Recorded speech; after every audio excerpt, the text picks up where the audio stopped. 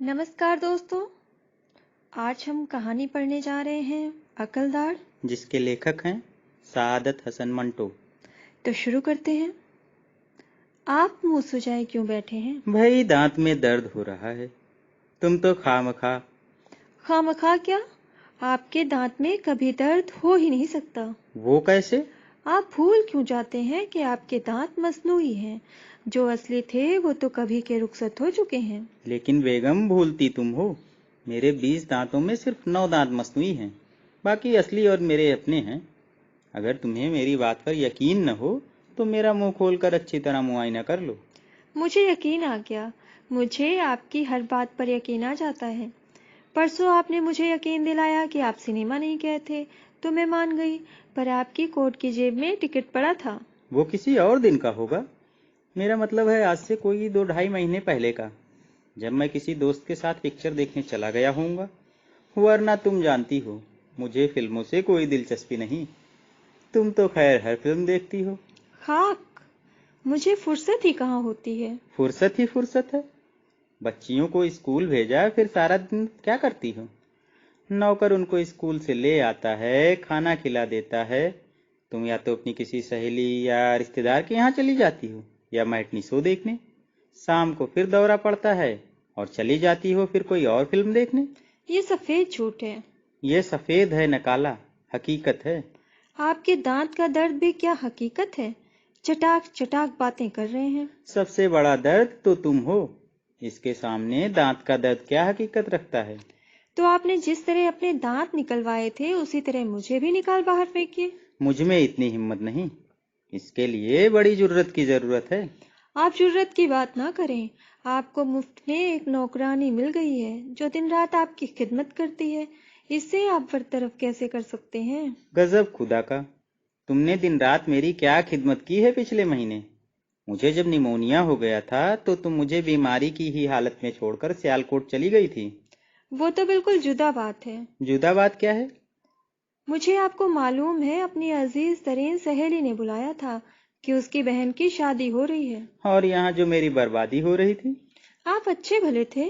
मैंने डॉक्टर से पूछ लिया था। उसने मेरी तशफ़ी कर दी थी कि तशवीश की कोई ज़रूरत नहीं। निमोनिया का अटैक कोई इतना सीरियस नहीं। फिर पेंसिलिन के टीके दिए जा रहे हैं। इंशाअल्लाह 2-1 रोज में तंदुरुस्त हो जाएंगे। तुम सियालकोट में कितने दिन रही? कोई 10-15 दिन। इस दौरान तुमने मुझे कोई खत लिखा, मेरी खैरियत के मुताल्लिक पूछा? इतनी फुर्सत ही नहीं थी कि आपको एक सतर भी लिख सकती। लेकिन तुमने अपनी वालिदा मुकर्रमा को 4 खत लिखे। वो तो बहुत जरूरी थे। मैंने सब पढ़े हैं।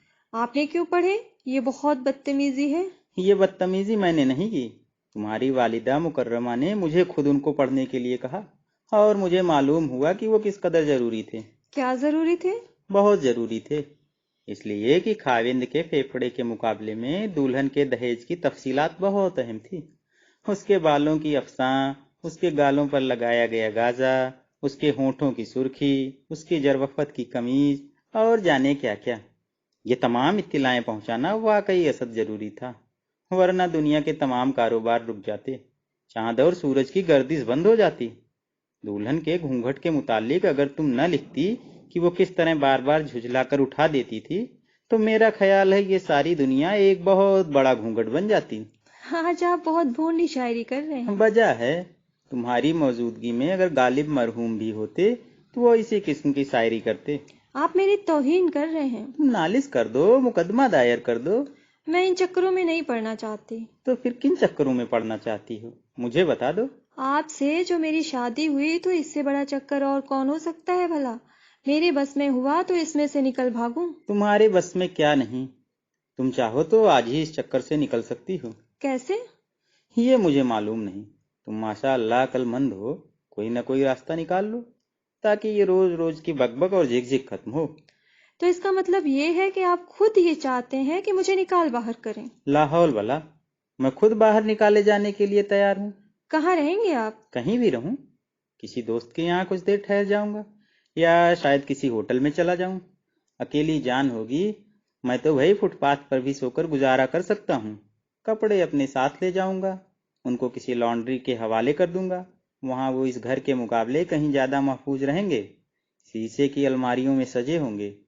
जब गए एक सूट निकलवाया, उसकी धुलाई या ड्राई क्लीनिंग के पैसे अदा किए और खरामा खरामा। खरामा खरामा कहाँ गए? कहीं भी। लॉरेंस गार्डन है, सिनेमा है, रेस्तरां है, बस जहां जी चाह चले गए। कोई पाबंदी तो नहीं होगी उस वक्त? यहाँ मैंने आप पर कौन सी पाबंदियां आयद कर रखी हैं? खुले बंदे हैं, जो चाहे करते हैं। मैंने आपको कभी टोका है?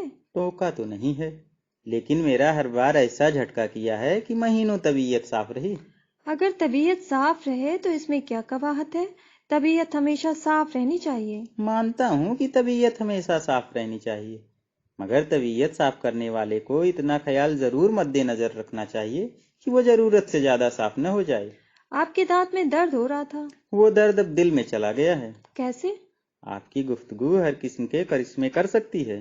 दाढ़ में शिद्दत का दर्द था, लेकिन आप खुदा मालूम क्यों तशरीफ ले आए और मुझसे लड़ना झगड़ना शुरू कर दिया कि वो दाढ़ का दर्द दिल में मुंतकिल हो गया। मैं ये सिर्फ पूछने आई थी कि आपका मुंह क्यों सूजा हुआ है। बस इस इतनी बात का आपने बतंगड़ बना दिया। मेरी समझ में नहीं आता कि आप किस खोपड़ी के इंसान हैं। खोपड़ी तो मरी वैसी है जैसी तुम्हारी या दूसरे इंसानों की। तुम्हें इसमें क्या फर्क महसूस होता है? फर्क? साख्त के मुतालिक कुछ महसूस नहीं होता, लेकिन मैं ये वसूख से कह सकती हूँ कि आपकी खोपड़ी में यकीनन कोई नुक्स है। किस किस्म का? मैं किस्म कहाँ बता सकती हूँ, किसी डॉक्टर से पूछिए। पूछ लूंगा, लेकिन अब मेरे दिल में दर्द हो रहा है। ये सब झूठ है। आपका दिल मजबूत है। तुम्हें कैसे मालूम हुआ? आज से 2 बरस पहले जब आप अस्पताल में दाखिल हुए थे तो आपका एक्सरे लिया गया था। मुझे मालूम नहीं। आपको इतना होश ही कहाँ था? मुझे आप कोई नर्स समझते थे। अजीब अजीब बातें किया करते थे। बीमारी में हर खता माफ कर देनी चाहिए। जब तुम कहती हो कि मैं गसी के आलम में था, तो बताओ मैं सही बातें कैसे कर सकता था? मैं आपके दिल के मुतालिक कह रही थी। अस्पताल में जब आपके 5-6 एक्सरे लिए गए तो डॉक्टरों का मुताबिका फैसला था कि ये शख्स सिर्फ अपने मजबूत दिल की वजह से जी रहा है। इसके गुर्दे कमजोर हैं, इसकी अंतड़ियों में वर्म है, इसका जिगर खराब है। लेकिन क्या? उन्होंने ये कहा था कि नहीं मरेगा, इसलिए कि इसके फेफड़े और दिल सही हालत में हैं। दिल में तो खैर तुम बस रही हो, फेफड़ों में मालूम नहीं कौन रहता है। रहती होगी आपकी कोई। कौन?